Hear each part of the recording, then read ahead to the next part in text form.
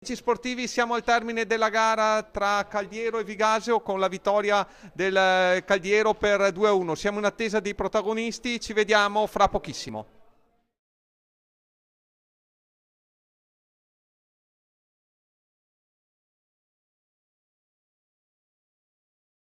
Amici sportivi, siamo qui con il man of the match, quello che ha deciso la partita, un nome e un cognome, Luca Avesani. Luca, le sensazioni quando sei entrato in campo? No, le sensazioni sono state strane più che altro perché non sono tanto abituato di stare in panchina. Però con la squadra che abbiamo dobbiamo aiutarci tutti dal primo all'ultimo, quindi bisogna soffrire un po' tutti quanti. Man of the match è dura perché Dio, ho fatto un gol, è stato tutto un po' fortuito, un po' ero lì nel momento giusto, però è stato tutto il gruppo che ha vinto. Ho visto un'esplosione di gioia comunque con i tuoi compagni, sei corso verso la tribuna, ti sei proprio scaraventato, hai proprio mandato fuori tutto l'entusiasmo che avevi, tutta la gioia. Sì, c'è mia morosa su, quindi dovevo dedicarlo a lei, quindi è stato un momento molto felice. Bene, dai, tutto bene quel che finisce bene. Esatto, Ringraziamo Luca, gli facciamo un in bocca al lupo per il proseguo del campionato. Crepi il lupo, anche a voi. Sportivi, siamo al termine della gara tra Caldiero e Vigasio con la vittoria per 2-1 del Caldiero. A fianco a me il guerriero Luca Taddeo, ex Villafranca, un eroe a centrocampo. Quali sensazioni, Luca? Sensazioni, è stata una partita difficile perché comunque il Vigasio ha delle ottime individualità, soprattutto Guccione, Bortignone e Zorzi che come sempre mi hanno impressionato e non è stato facile soprattutto perché sotto 1-0 avremmo potuto sfilacciarci, diciamo, e allungarci un po'.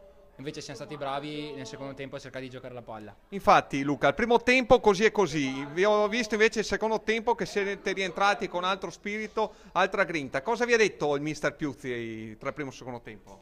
Che dovevamo correre di più e attaccarli un po' più alti e cercare di gestire meglio la palla.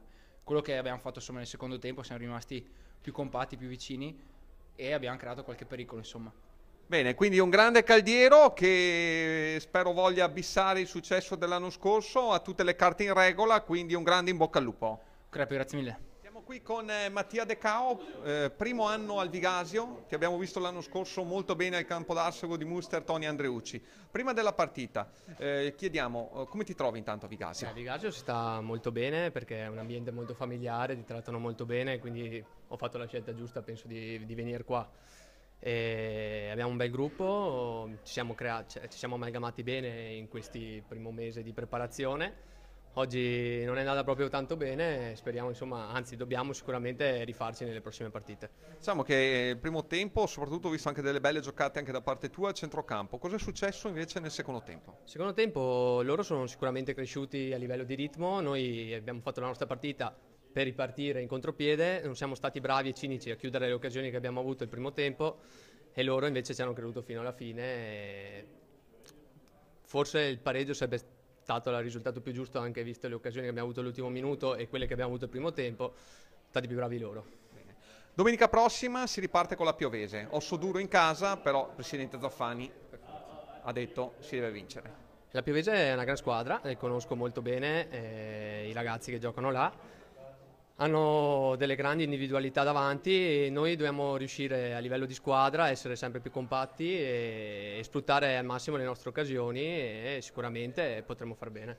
Bene, ringraziamo Mattia, gli facciamo un in bocca al lupo per il futuro del campionato già da domenica prossima perché sicuramente il Vigasio avrà bisogno delle sue giocate, del suo temperamento e della sua grinta. Grazie ancora. Grazie. Grazie Germano.